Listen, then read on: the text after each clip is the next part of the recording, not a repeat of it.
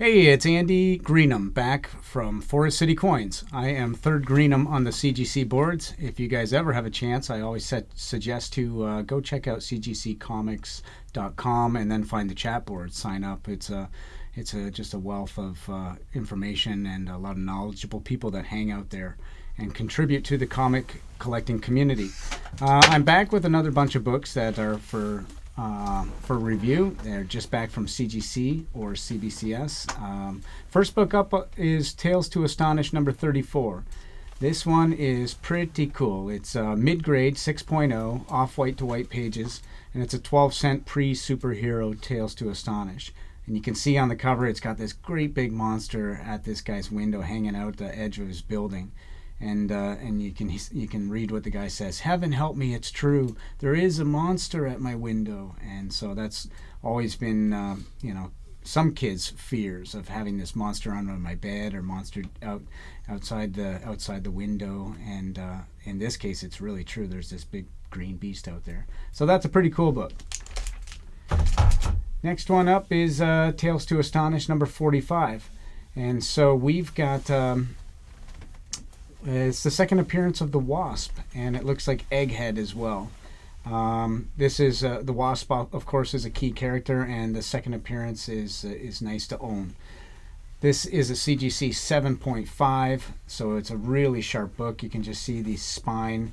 There's literally zero signs of ticks or anything like that around the edge. There's no Marvel chipping on this book. It's a really solid book. Off-white to white pages, 1963. Doesn't get a lot better than this. And sticking with superheroes, we've got Captain America number 109. This is the origin of Captain America retold. It's a CGC 8.0. You can see that it's a really sharp book. Cap is breaking through the newspaper on the cover, and that's a really classic cover. You can see this book from a mile away and know what it's all about. So this is a great book. Happy to own it. Here we go to a book from the Atomic Age, 1958. It's a CGC 7.0 of Tales of the Unexpected number 4.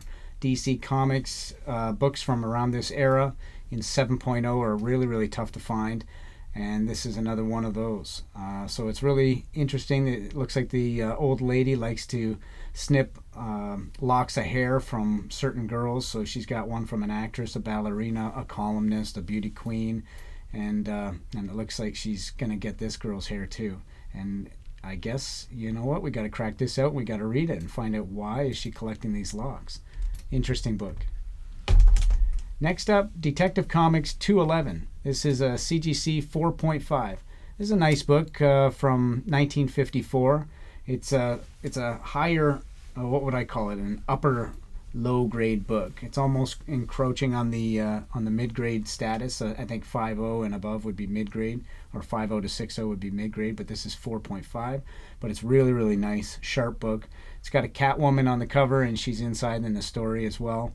Nice thing about this, inside there's a full page ad for Jimmy Olsen number 1. Another great book. Okay, next up, Batman number 19. So it's so cool to find any Batman books, in my opinion, under 30. This is number 19, and look at that grade, CGC 7.0. So it's a great black cover, and you can see that they're playing around with these potions and whatnot. Batman and Robin, drawn by Dick Sprang. Dick Sprang. Yeah, I think I said that right. So it's the first time that Dick Sprang did any Batman art, so that's kind of cool too. So this book from 1943, iconic cover, great book, high grade, early bats. Next one, actually the issue right after that. This is Batman number 20, CGC 4.5.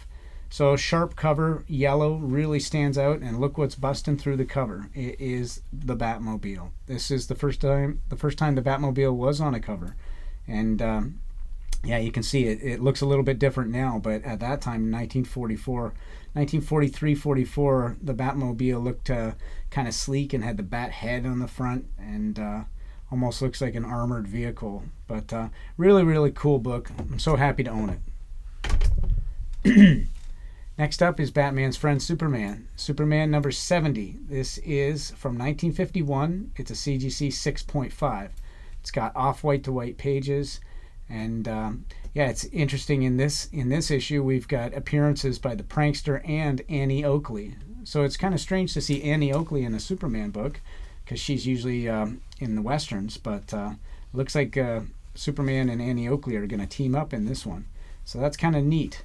I haven't read it myself, so I don't really know what the story's about, but I'm kind of curious now. Here's the last book for this video. This is Rawhide Kid number 17. This is a big one. This is a CGC 6.5. So this book is really desirable in any grade. And you know what? If you're going, not everybody knows this, so if you're going through long boxes at some conventions and somebody's got some Western books, if you find Rawhide Kid 17, you should grab it because this is an important book for Westerns and an important book for Jack Kirby collectors. So this one has, it was the first time that Jack Kirby drew for the Rawhide Kid. He took over and he did the cover and also the artwork inside. So it's a very important book for Kirby collectors and Rawhide Kid collectors. Sells for lots of dough. Okay, so that's it for this video. I appreciate you guys listening and watching, and as always, I hope that you can give us some feedback, any ways that we can improve. I hope you enjoyed the books and the selection this time. Please leave some comments and reach out to us if there's anything that you're interested in. Thanks a lot. Bye-bye.